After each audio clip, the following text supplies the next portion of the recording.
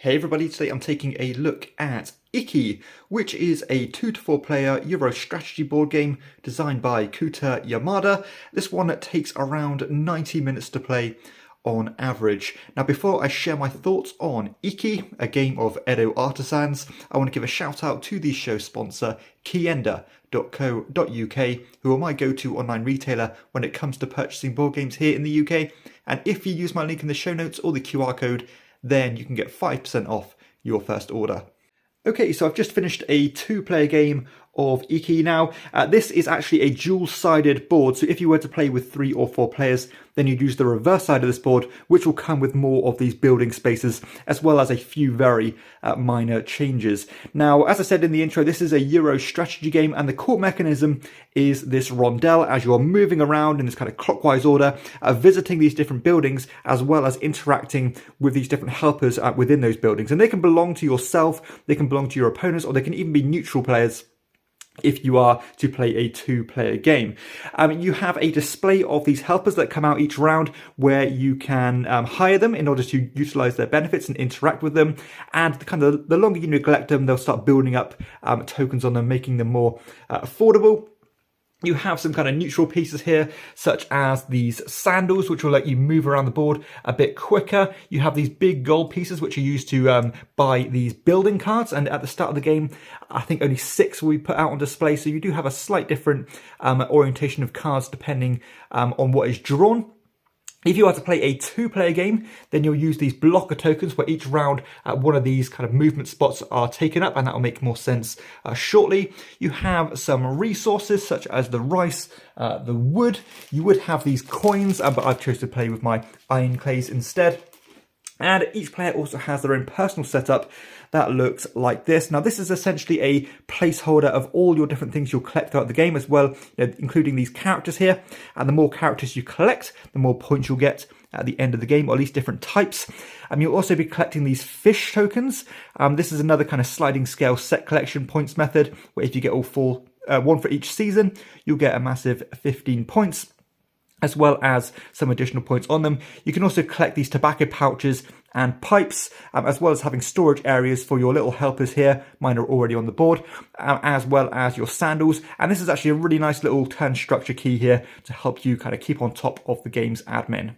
So IKI takes place over 13 rounds, each representing a different month of the year, as well as there being a final kind of end of year celebration there representing that 13th round. And after each of the 3 rounds, after 3 rounds, there'll be a kind of an admin phase where you will generate income based on the helpers that you have. And the income that you'll get will be based on the position of your kind of helpers on those cards, and there'll always be the spot above where your helper is. So you can see here, if there was an income phase right now, I would generate 1 rice. If I was right up here, then I'll generate 2 rice. And if you were ever to kind of ascend off the card and retire that character, you'll take that card and you'll place it on your own player board here, which is useful because not only will you continue to generate that income, but you also do not have to pay for their food anymore. But of course, it does mean that they're going to be off the board and you can't interact with their bottom ability anymore.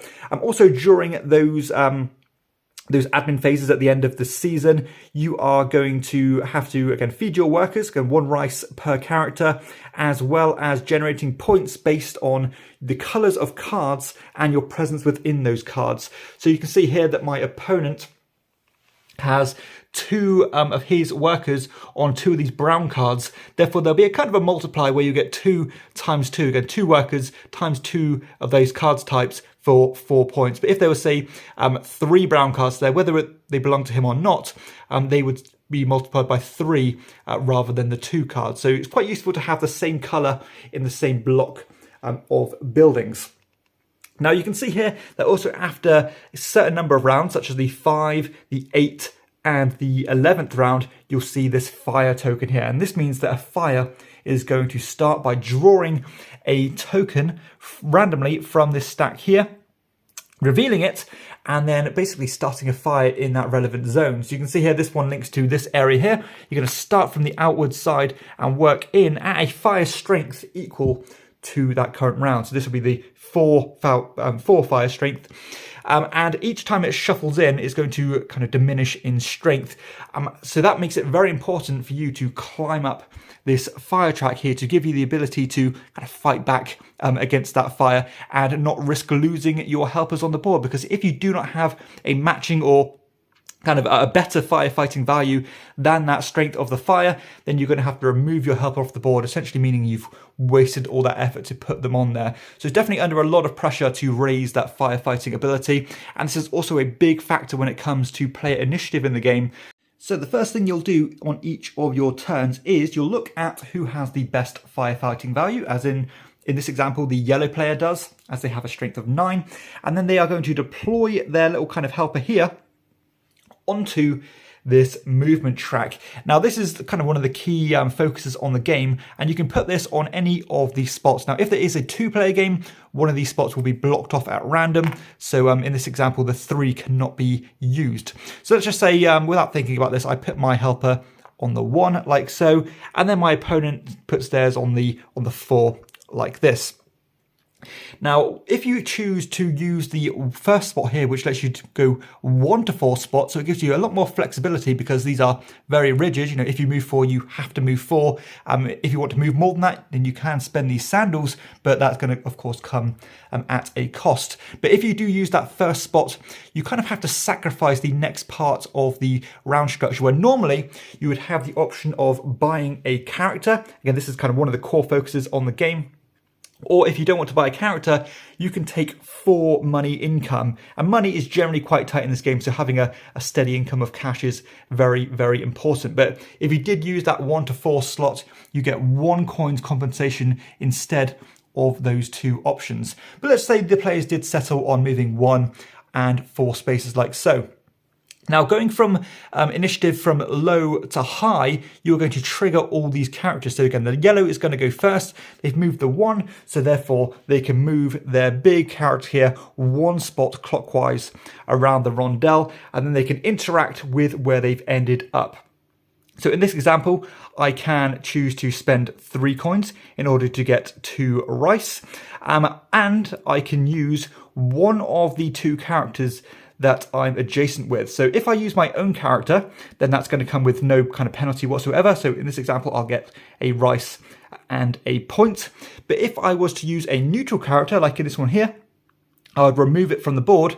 But if I was to use my opponent's character, so let's just say earlier the blue player chose to build this helper, then I would actually help them kind of advance the experience of that helper. So even though I might get a benefit, my opponent will get that benefit as well, or a benefit as well, because they are going to increase their income as well as pushing it forward towards retirement. Now, the characters do have a bunch of different powers and abilities, and the cost to pay to use those characters is going to relate to this figure here. So this would cost me 3.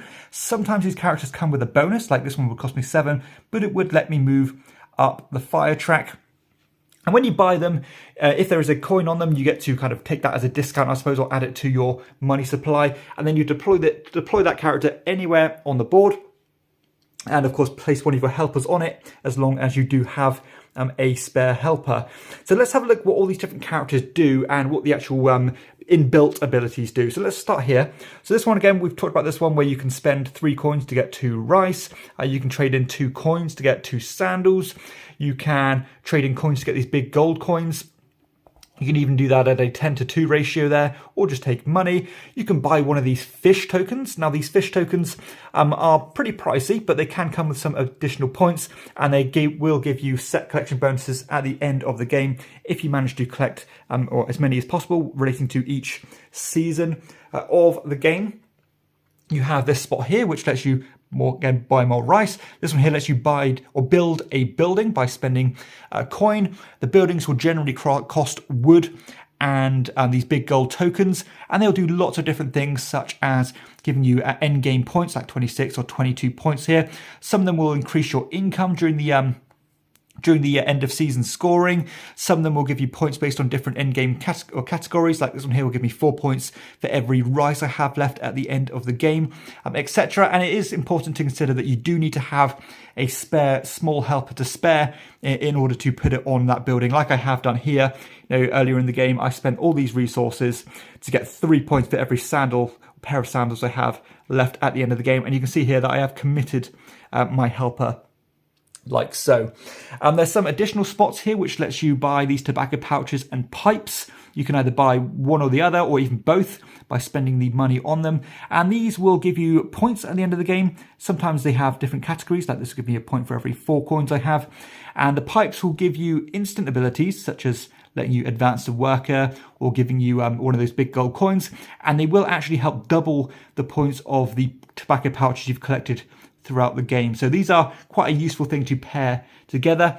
This one here is very simple, where you just advance on the fire track and so on. So they are all pretty easy in their own right, but you can see here that the actual characters themselves do lots of different things, such as being able to spend money to get wood, or being able to get rice and a point, or convert points into money and get a discount, a massive discount of one of those gold pieces.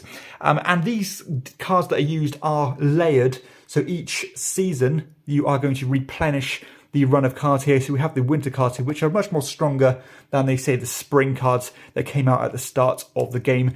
And that is essentially the turn structure, playing 3 rounds, coming to a season scoring where you'll replenish the board full of the new season's tokens and bring out the new deck of cards.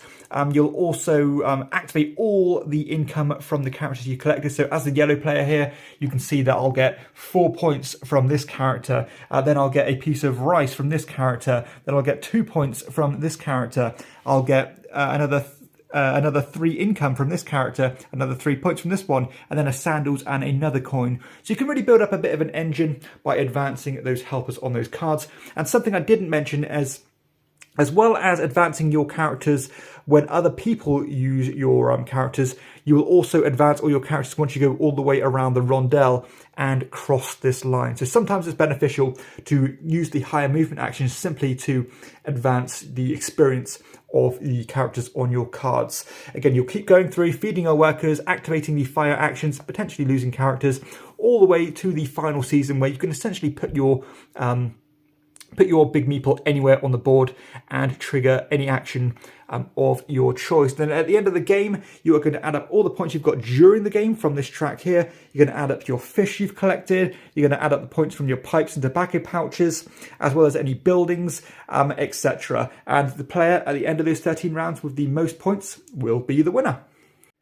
Okay, so let's share some thoughts on IKI, and I want to start with the kind of main rondelle mechanism here. So generally speaking, I am a big fan of rondelle games. A lot of my favorite games utilize the rondelle in some degree, and this one has a really good kind of grasp on how to utilize a rondelle to a good degree, because there are several things you need to factor in here, because there really isn't much time to get things done by the end of each season, and you do have to juggle quite a few things. And I do like the fact that these rondelle spots they're dynamic. Each time, yes, you do have a built-in function here, but they are constantly changing by people buying and yourself buying new helpers.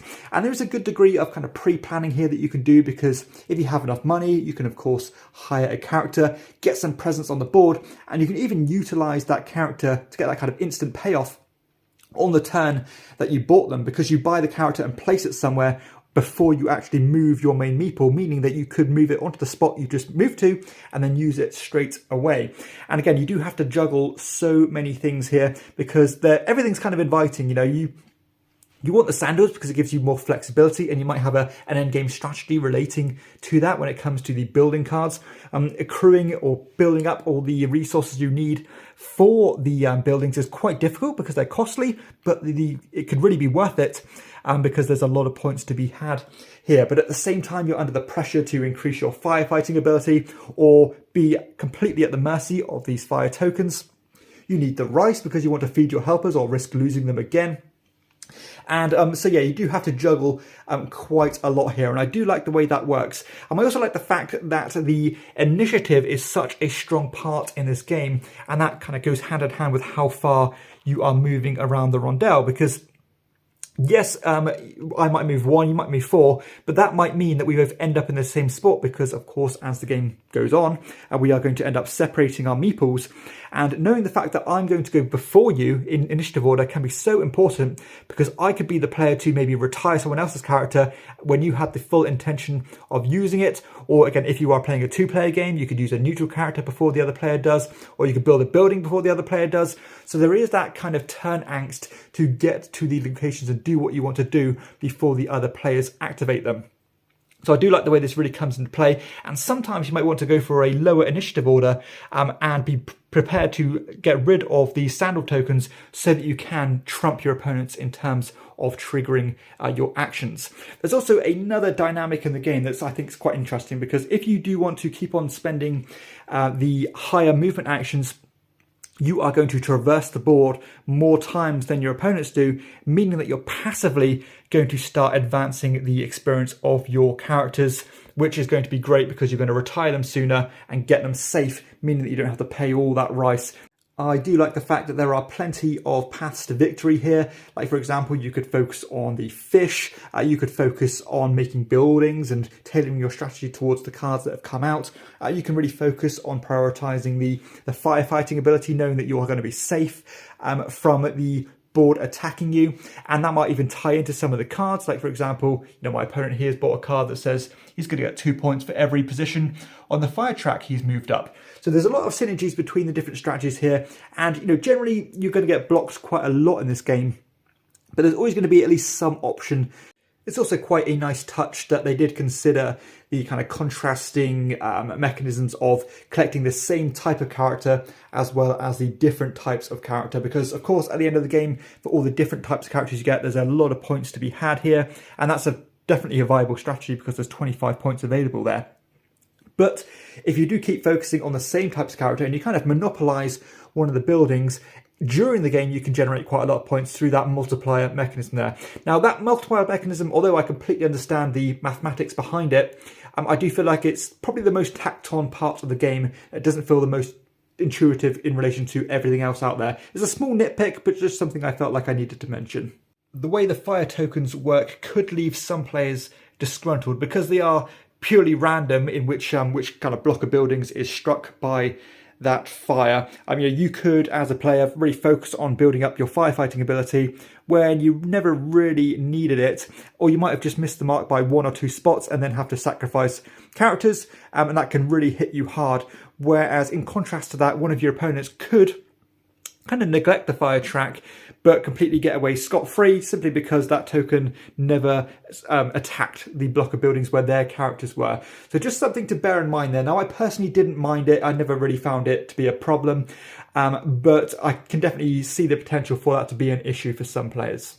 There's a good degree of interaction throughout the game, again, especially when it comes to interacting with other players' characters here, because sometimes it's a really great ability that you want to use, but of course it's going to help your opponent, increasing their income, which is going to hurt you. So it's all about trying to contrast, who's going to benefit the most. We've already talked about the initiative order as well. That's a nice level of interaction there. And again, that scarcity to get what you want done. You really do want to be the first player to grab the tokens before they go, to grab the buildings before they go, and of course grab the helpers as well before they go. So there is a scarcity and turn angst throughout the entire game. I think the player engagement is generally strong in this game because there is so much you're trying to juggle and you want to get certain things done at certain times. So you've always got your kind of head down in the game, focusing on what you're going to do next and not losing much interest. But in contrast to that, I can't help but feel like maybe by the final season, I'm kind of ready for the game to be done, because you are essentially doing the same thing. So I think I would personally be a bit more comfortable with the game being, say, 10 rounds long rather than the 13. Maybe that's me being a bit picky because I do like games to be slightly shorter.